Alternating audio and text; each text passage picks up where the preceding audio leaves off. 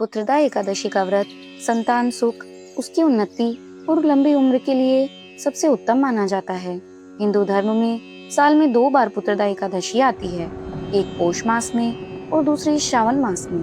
तो आइए आगे हम सुनते हैं पुत्रदा एकादशी की विस्तृत कथा। द्वापर युग के आरंभ में महिष्मती नाम की एक अत्यंत समृद्ध और सुंदर नगरी थी। वहाँ महिजीत नाम का एक राजा राज्य करता था। राजा महिजीत बहुत ही धर्मात्मा, न्यायप्रिय और प्रजापालक था। उसने कभी किसी पर अत्याचार नहीं किया और अपनी प्रजा को अपनी संतान की तरह पाला। लेकिन राजा के जीवन में एक बहुत बड़ा दुख था। शादी के कई साल बीत जाने के बाद भी उसकी कोई संतान नहीं थी। जैसे जैसे राजा की उम्र बढ़ रही थी, उसकी चिंता गहरी होती जा रही थी। राजा को हमेशा यह भय सताता था कि बिना पुत्र के उसे इस लोक में यश नहीं मिलेगा और मृत्यु के बाद उसके पितरों को पिंडदान करने वाला कोई नहीं होगा, जिससे उन्हें मोक्ष नहीं मिल पाएगा। राजा को दुखी देखकर उसकी रानी और पूरी प्रजा भी बेहद उदास रहती थी। एक दिन राजा ने अपने राज्य के सभी ब्राह्मणों, मंत्रियों और प्रतिष्ठित नागरिकों की एक सभा बुलाई। राजा ने बड़े ही भावुक स्वर में उनसे कहा, हे आदरणीय जनों, आप सब गवाह है कि मैंने इस जन्म में कभी कोई पाप नहीं किया। मैंने कभी किसी का धन नहीं छीना, चोर डाकुओं को दंड नहीं दिया, प्रजा की रक्षा की और कभी किसी का दिल नहीं दुखाया।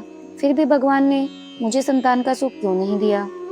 मेरे किस पाप की यह सजा है? कृपया मुझे इसका कोई उपाय बताइए। राजा की व्यथा सुनकर उनके मंत्री और शुभचिंतक बहुत दुखी हुए।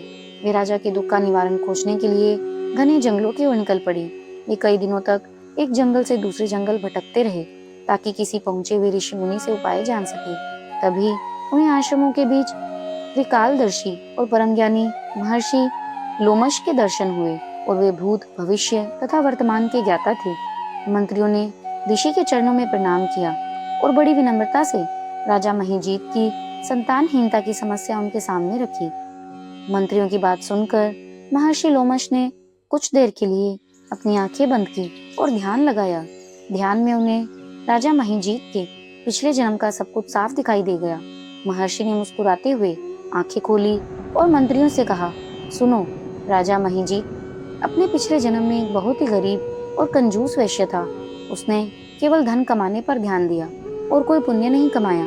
अपने उस जन्म में एक बार भयंकर गर्मी के दिन एकादशी तिथि को वह व्यापार के सिलसिले में एक गांव से दूसरे गांव जा रहा था। दोपहर के समय धूप बहुत तेज थी और वह प्यास से तड़प रहा था। तभी उसे एक साफ पानी का जलाशय दिखाई दिया। वह जैसे ही पानी पीने के लिए झुका, ठीक उसी समय वहां एक प्यासी गाय भी पानी पीने आ पहुंची। वह गाय कई दिनों की भूखी प्यासी थी, लेकिन राजा ने अपने स्वार्थ और लोभ में आकर उस प्यासी गाय को डंडा मारकर वहां से भगा दिया और खुद पहले पानी पी लिया। एकादशी के दिन भूखा प्यासा रहने के कारण अनजाने में ही सही उससे एकादशी का व्रत हो गया, जिसके पुण्य से उसे इस जन्म में यह आलीशान राजपाट मिला है। लेकिन एक प्यासी गाय को पानी पीने से रोकने और उसे प्रताड़ित करने के कारण उसे इस जन्म में संतानहीनता का श्राप मिला है। मंत्रियों ने हाथ जोड़कर ऋषि से पूछा, हे ऋषिवर, अब इस पाप से मुक्ति का क्या उपाय है? राजा को पुत्र की प्राप्ति कैसे हो सकती है? महर्षि लोमश ने कहा, यदि तुम सब राजा का भला चाहते हो तो आने वाली श्रावण मास के शुक्ल पक्ष की एकादशी के दिन राजा और रानी के साथ मिलकर पूरी प्रजा पूर्ण विधि विधान से व्रत रखे। इसके बाद द्वादशी के दिन अपने व्रत का पुण्य राजा को दान कर दे। ऐसा करने से राजा के पूर्व जन्म का पाप नष्ट हो जाएगा और उन्हें अवश्य ही संतान सुख मिलेगा। श्रावण मास आते ही राजा, रानी, मंत्रियों और प्रजा के सभी लोगों ने पूरे नियम और श्रद्धा के साथ पुत्रदा एकादशी का व्रत रखा। रात भर भगवान विष्णु का भजन कीर्तन किया। अगले दिन द्वादशी को सभी ने अपने व्रत के पुण्यों का फल राजा महिजीत को अर्पित कर दिया। इस महाव्रत के प्रभाव से कुछ ही समय बाद रानी ने गर्भ धारण किया और 9 महीने बाद एक अत्यंत सुंदर, वीर और तेजस्वी पुत्र को जन्म दिया।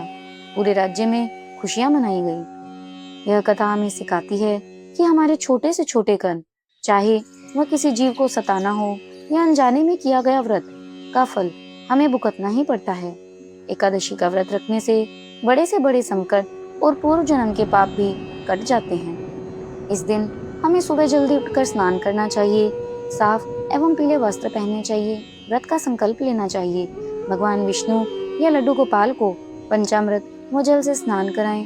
उन्हें पीले वस्त्र, फूल और तिलक लगाएं। भगवान को दूध से बनी मिठाई और फलों का भोग लगाएं। भोग में तुलसी दल जरूर शामिल करें। हाथ में फूल और तिल लेकर पुत्रदा एकादशी की व्रत कथा सुने या पढ़ें। शाम के समय घी या तिल के तेल का दीपक जलाएं। मंदिर या घर में दीप दान करें और जरूरतमंदों को दान दें। इस दिन अनाज पूरी तरह वर्जित है, चाहे वह चावल हो, गेहूं हो, दाल हो।